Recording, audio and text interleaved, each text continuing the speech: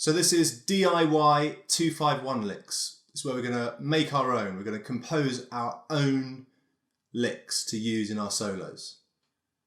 We've got the licks from the lick course, but this is where we create our own. So obviously we can kind of create an infinite amount of licks for us to use. So I'm going to use two approaches. The first one we're going to call the compositional method. This is where we use the knowledge that we have and sort of dive straight in and make the lick immediately. The second is a more systematic approach, so we'll call that the systematic method. So, compositional method first. We're going to treat each chord as its own thing. So, chord 2 of the 251 we're going to call the setup. Chord 5 we're going to call the tension, and chord 1 we're going to call the resolution. So we've got the setup, the tension, resolution. Now the setup is kind of where we does what it says really. You sort of build up the phrase, we keep it nice and diatonic, nothing too fancy. The tension is where we have all the fun. We create some tension with dissonant notes, and the resolution is kind of where we round off the lick, round off the phrase, again keeping it pretty diatonic and nice sounding. So there's going to be a set of rules for each part.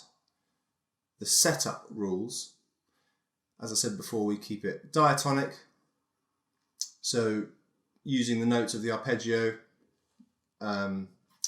or the scale, nothing too fancy, don't peak too soon. The 5 chord, the tension, we're going to use some options of notes.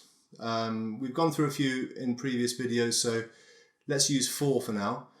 We can use the altered scale, the diminished scale, the whole tone scale, and let's say the tritone substitution. So those 4. There are others obviously that you may know, you can use those. For the purpose of this, we're just going to use those 4 for now. We can come up with different rhythms and stuff with this bar as well. As I said, this is where it happens. Then the resolution, we're going to go back to using diatonic harmony, and it's got to be nice and melodic and rounding off the phrase. Okay, so they're the rules. So we've got this idea of the setup, the main event, and the kind of, well, the resolution.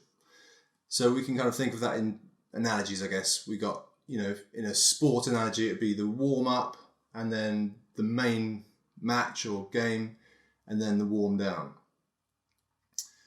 We could have the calm before the storm, and then, I don't know, rainbow, something like that. We could have pre-drinks, the party, the taxi home. Think of your own and send me some. That's the kind of principle of this method of 251 licks. So enough of that rubbish. Let's get into it. So let's use a 251 in the key of C major. So the 2 chord will be D minor 7, the 5 chord will be G7, and the 1 chord is C major 7. So lick 1, again let's start on the 5th of D minor 7, which is an A. Keeping the rhythm simple, keeping the notes simple and diatonic, we're just going to go straight down the arpeggio, down to the 7th C and back up again. Okay, so nice, simple setup. On the dominant chord, let's use the tritone substitution. So the tritone sub of G7 is C sharp 7 or D flat 7.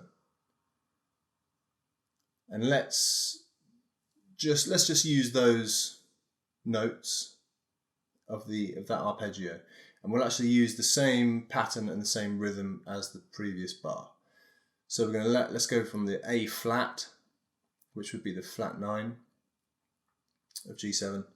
Same rhythm, down the same arpeggio. So that's the 5th of D flat 7. We're going to go do the same thing as before, go down the arpeggio and back up. So we're on the A flat at the end of this bar, and to resolve, we want to resolve onto C major. Now we could go up to the B, but we've got quite a nice descending line here, chromatic. The first note of each bar, A, then A flat, kind of makes sense to resolve to the 5th of C, which is G. So let's do that. And let's use the same pattern again, going down the arpeggio and back up, and we'll round it off on the major 7th, the B. So there we have it. Diatonic in the first bar, tritone sub second bar, back to diatonic in the last bar. Let's hear how it sounds. 1, 2, 1, 2, 3.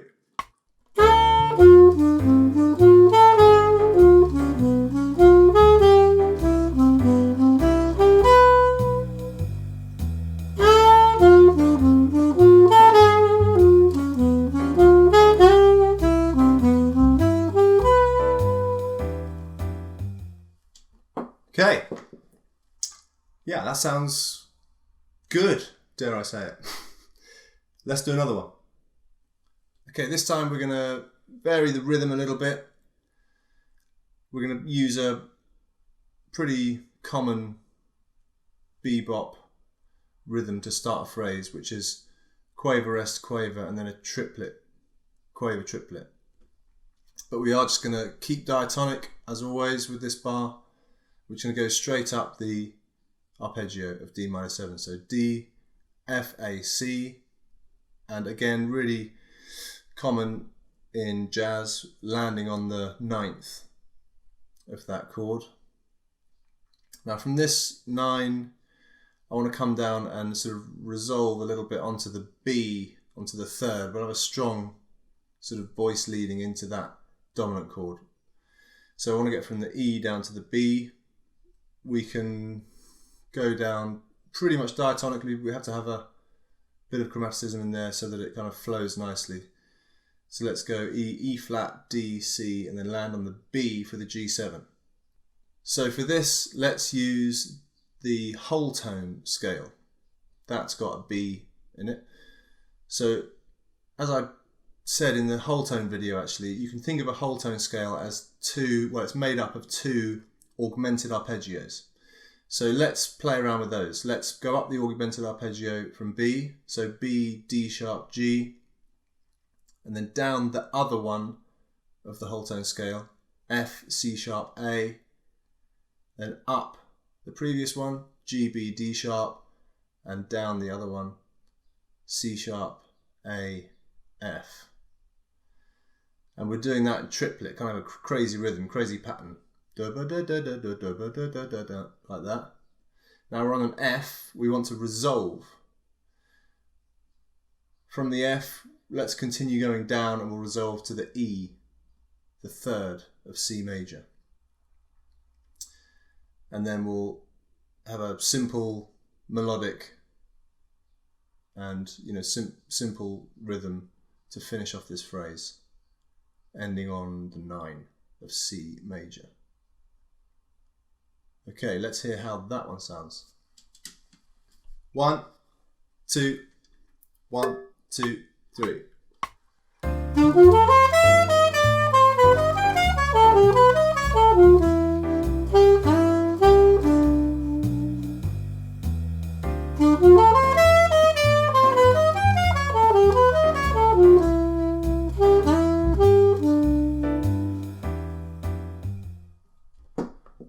Okay, great. This is going rather well. Let's do a third one. Right, so I'm going to use the diminished one for the dominant bar now. I know that right off. But let's stick to the rules. Let's stay nice and diatonic. We'll start with the 3rd of D minor 7 F. Then we'll put in a leading note to the D for beat 2 of that bar, and then again we'll run up the arpeggio right up to the 9th, And let's put in an enclosure here, enclosure onto the D of G7. So we're still keeping the kind of the voice leading into that dominant bar. And on the D, that's in the G diminished scale. And just like the whole tone scale, where we're thinking of it as two augmented arpeggios, we can think of the diminished scale as two diminished seventh arpeggios. So let's do that, like similar as before. So we'll go down the diminished seventh arpeggio from G, from D. So D, B, G sharp, F, and then the other diminished seventh arpeggio in that diminished scale is C sharp, B flat, G, E. Now, as you can see, we're going from D here down to C sharp. It kind of makes sense to resolve onto the tonic of C here with that line, and we'll keep that same sort of pattern. So we'll go from C and we'll just go down the, let's put the 6 in there and go down that arpeggio and make it nice and melodic, finishing on the major 7th, B. Let's listen to that one.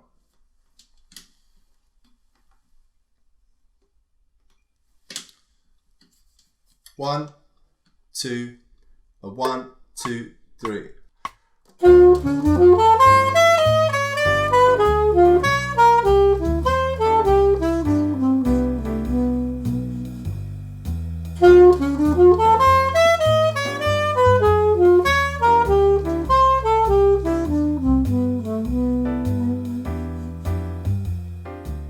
Okay, so there are 3 new licks, brand new, never been played before, that you can use, but more importantly, you can now use that method to create your own 2-5-1 licks, thinking of it as the setup, the tension, and the resolution.